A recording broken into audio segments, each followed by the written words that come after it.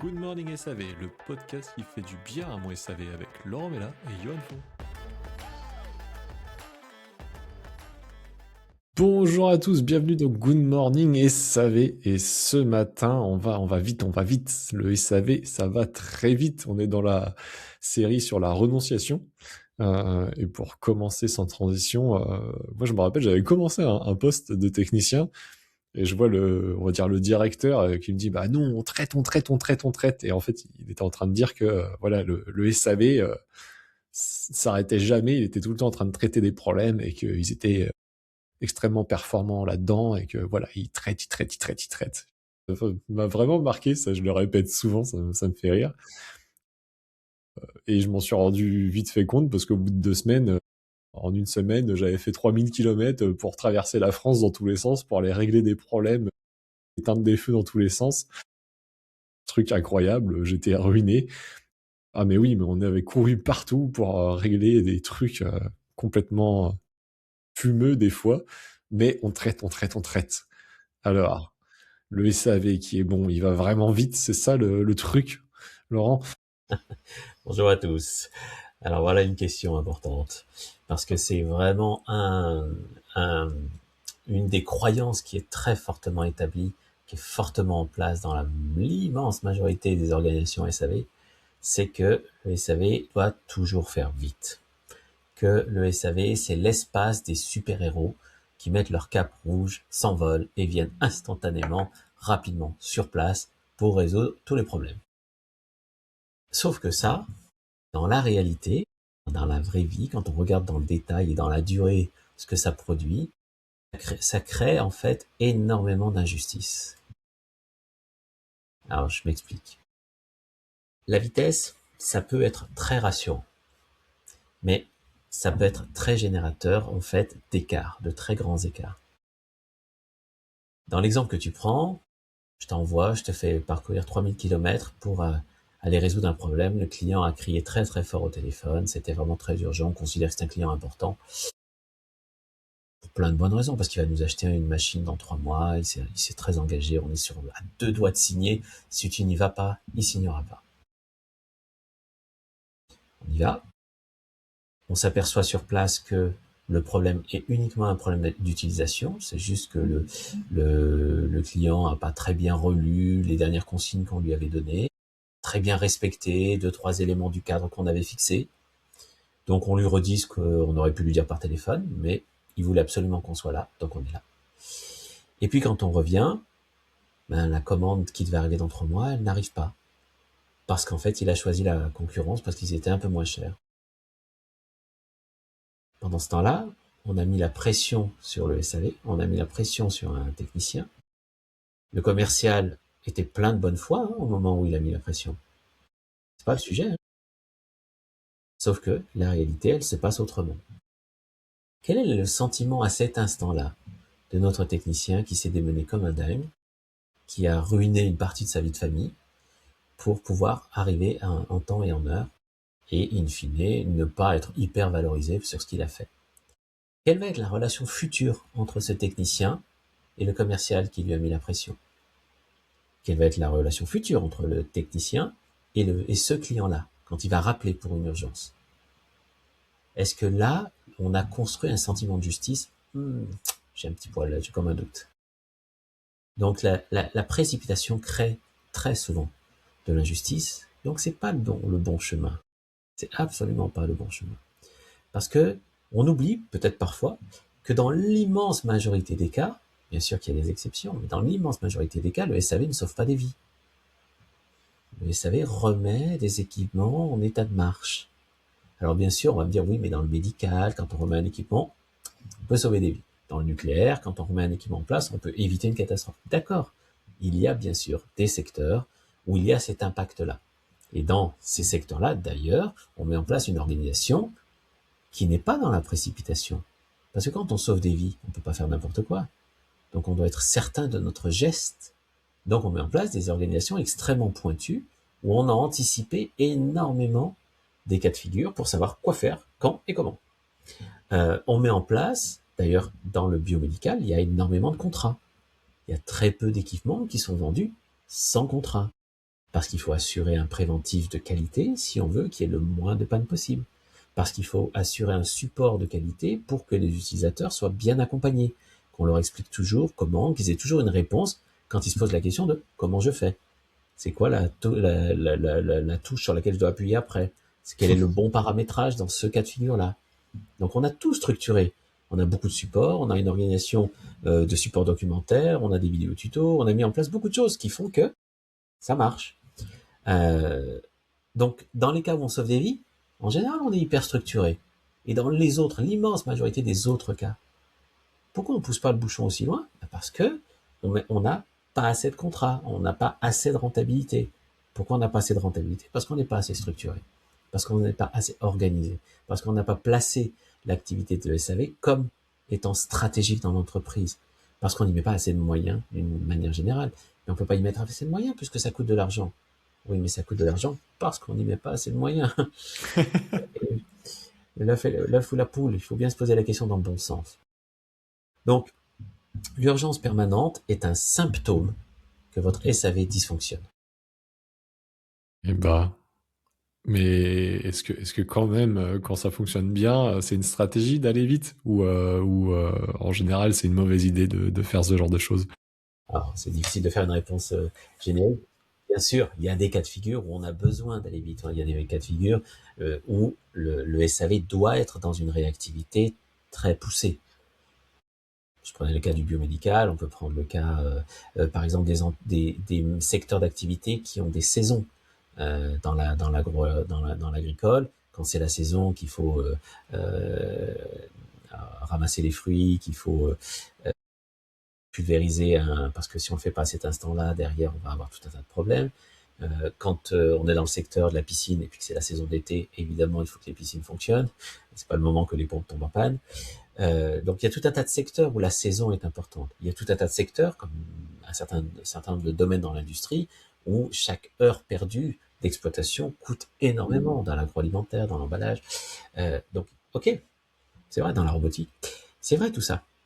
Donc le sujet, c'est pas est-ce que le SAV doit agir vite. Le SAV, la question c'est est-ce que le SAV doit toujours se précipiter. C'est ça la question. C'est pas le vite, c'est le trop vite. C'est pas le être là dans les temps définis avec le client.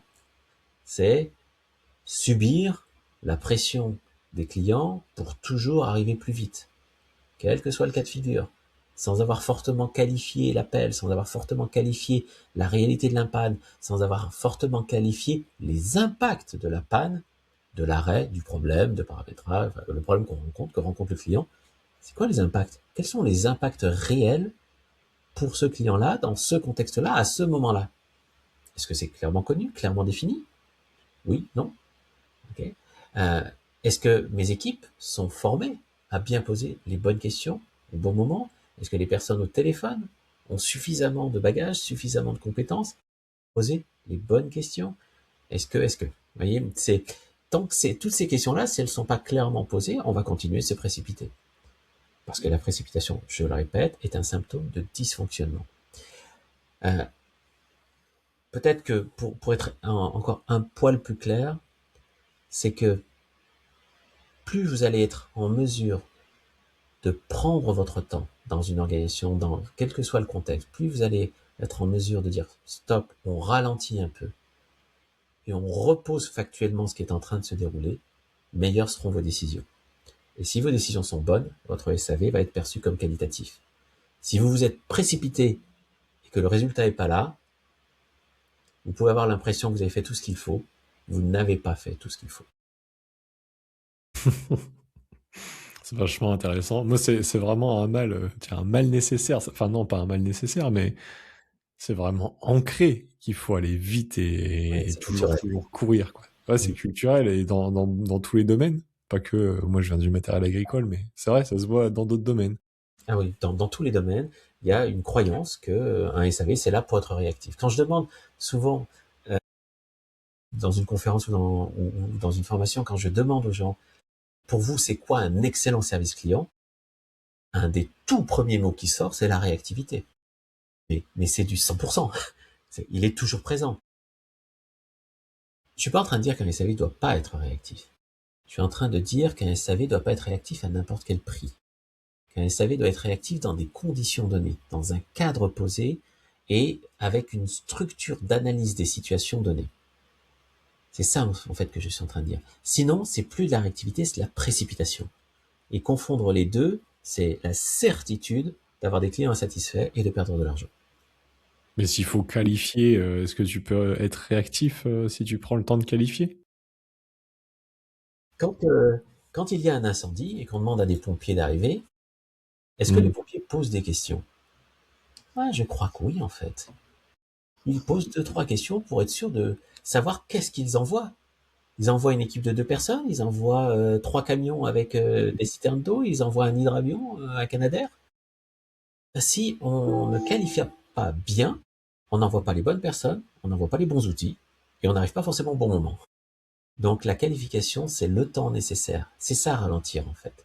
C'est pas forcément dire non, on va pas intervenir dans les 24 heures, on va attendre 8 jours. Bien sûr que non, c'est pas ça le chemin.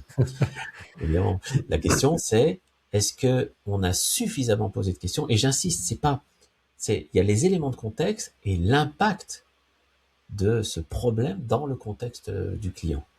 Les impacts sont rarement questionnés correctement. Et du coup, on prend pas la bonne décision. On n'est pas sûr d'envoyer la bonne personne, la bonne pièce, les bons outils nécessaires pour intervenir. Et on a quand même le sentiment d'avoir fait tout ce qu'il fallait. C'est ça qui est terrible. C'est que les équipes ont l'impression d'avoir fait tout ce qu'elles pouvaient pour bien faire. Parce que culturellement, elles sont coincées dans cette idée qu'il faut absolument faire vite. Alors qu'il ne faut pas faire vite, il faut faire bien et vite.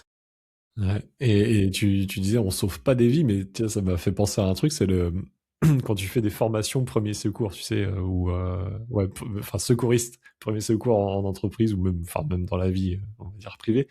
C'est vrai que moi je me rappelle, on avait un formateur ultra pratique. Il faisait un cas, il y avait quelqu'un qui attendait dehors pour pas voir et la personne entrait et les 3-4 premières fois, la personne rentrait direct sur la victime à terre. Et ils disent non, stop, stop, stop, regarde, il y a un fil électrique par terre, il y a une flaque d'eau, tu te serais avancé, t'aurais pris le jus. Et ce que t'as dit, les pompiers et tout, c'est pareil. C'est vrai que l'urgence, elle est extrême. Mais en fait, ils y vont pas comme des bourrins. Ouais, on arrive, on prend l'avion et tout. Alors qu'en fait, c'était un pauvre feu de barbecue. Et dans le secouriste, c'est pareil. T'as quand même une victime à terre, elle peut saigner abondamment. Mais avant, faut que tu te poses et tu dis, attends, tu regardes l'environnement pour pas te faire toi aussi, je sais pas, couper la tête, quoi. Alors que Exactement. au SAV, on fait l'inverse, c'est que on fonce et on regarde sur place, on se dit ah merde, mais non, mais ah merde, j'ai oublié ma. Ou alors ah C'est non, pas je le suis bon venu outil, c'est pas avec. la bonne pièce. Voilà. Et tout ça, ça coûte. Et ça crée de l'insatisfaction. C'est la même chose. Donc l'exemple est un peu extrême quand on prend l'exemple pour sauver les vies, que ce soit les pompiers, que ce soit les secouristes. Mais c'est exactement ça le cheminement. Ça dit 2 choses en fait. La première que ça dit, c'est que quand il y a une réelle urgence, quand elle est vraie, parce qu'il y a des cas de figure où c'est une vraie urgence, ce qui fait qu'on va être efficace, c'est qu'on se sait préparer avant. Aucun pompier, aucun gendarme, aucun personne dans l'armée ne va aller sur un site sans s'être entraîné. Ça n'existe pas. Sinon, l'efficacité, c'est sûr qu'elle sera pas là. Hein. Ils sont surentraînés. Pourquoi ils sont surentraînés? Parce qu'ils savent qu'ils vont être soumis à de l'urgence permanente. Donc, on anticipe le fait qu'on va être dans l'urgence permanente et on entraîne les équipes à avoir les bonnes réactions, les bonnes questions, les bons moyens pour intervenir de la façon la plus efficace qui soit. Donc, quand l'urgence est réelle, pas de problème. On anticipe tout, on structure tout, on s'entraîne pour avoir les bons comportements. Quand l'urgence n'est pas réelle, ou en tout cas peut-être modérée, ça sert à quoi de se précipiter? Je vois pas. Okay. Si ce n'est l'habitude. L'habitude de le faire. Et là, c'est encore une urgence, puis encore une urgence, puis encore une urgence. Ce qui fait qu'on crée énormément de désorganisation. On va créer de l'insatisfaction quasiment dans tous les cas de figure. Donc, ce qui est important de comprendre, sur quoi on appuie, c'est que se précipiter, ce n'est pas neutre. Vouloir absolument être dans l'instantanéité, ce n'est pas neutre. Ça a des impacts, ça a des conséquences. Et quand j'analyse, quand je dis des organisations de services, parmi les questions que je vais me poser, c'est je vais regarder tous ces cas de figure où on intervient vite. Je vais en prendre quelques-uns et je vais les décortiquer. Pourquoi on a intervenu vite? C'est quoi la chaîne qui a amené cette décision? 80% des cas, il n'y avait pas de raison réelle. On l'a fait Parce qu'on a toujours fait comme ça. On l'a fait parce qu'un tel a crié très très fort. Ok, c'est pas un critère, crier très très fort. On l'a fait parce que on a reçu un coup de pression de quelqu'un dans l'entreprise, quelqu'un à l'extérieur de l'entreprise, etc. Donc, tout un tas de raisons qui ne sont pas suffisamment factuelles et qui surtout qui ne construisent pas de la satisfaction, qui construisent au contraire de l'insatisfaction, tout en donnant l'impression qu'on satisfait.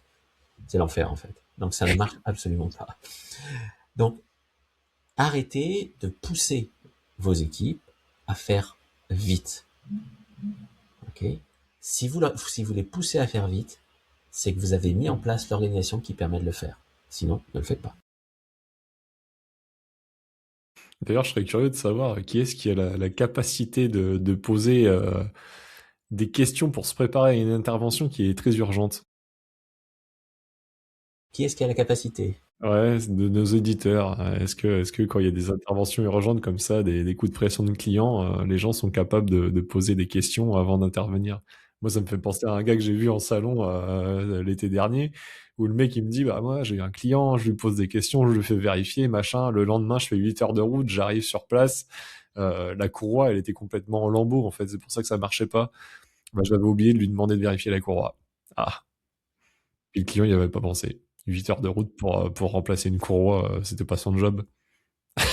Ouais, j'ai le même type d'exemple quand je gérais mon réseau de SAV.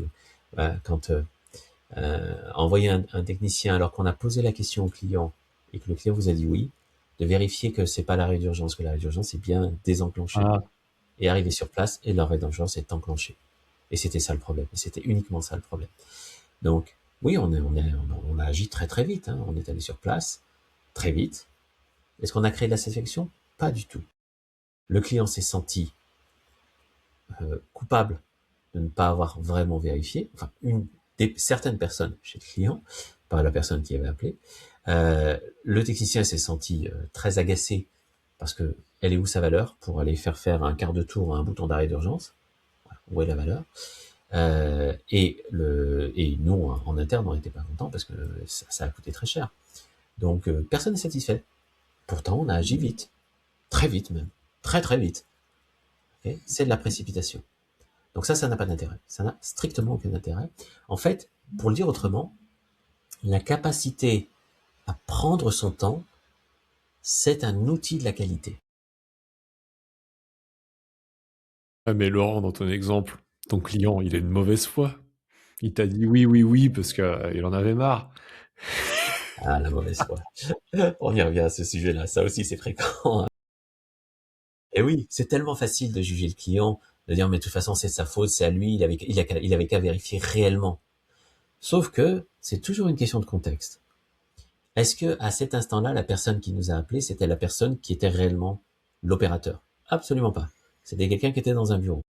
Est-ce que l'opérateur, quand il a expliqué ça à cette personne, qui était en l'occurrence l'acheteur, est-ce qu'il lui a expliqué qu'il avait vraiment tout vérifié? Bah oui, il a dit qu'il avait tout vérifié.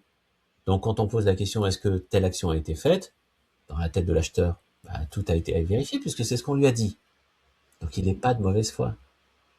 Il fait avec les informations qu'il a sur le moment. Et c'est exactement ce qui s'est passé. Hein. Donc, si on conclut de l'autre côté simplement que c'est un client de mauvaise foi, on le classe là-dedans, et puis c'est terminé. La fois d'après, on va pas y aller aussi vite. Alors que ce sera peut-être une réelle urgence. Donc, ça ne marche pas, en fait. Oui. On ne peut pas, dans le SAV, on ne peut pas se passer d'analyser les situations.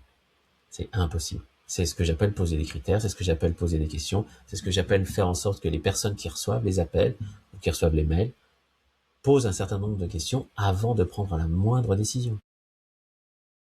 Préparez-vous avant de courir. Exactement. Okay.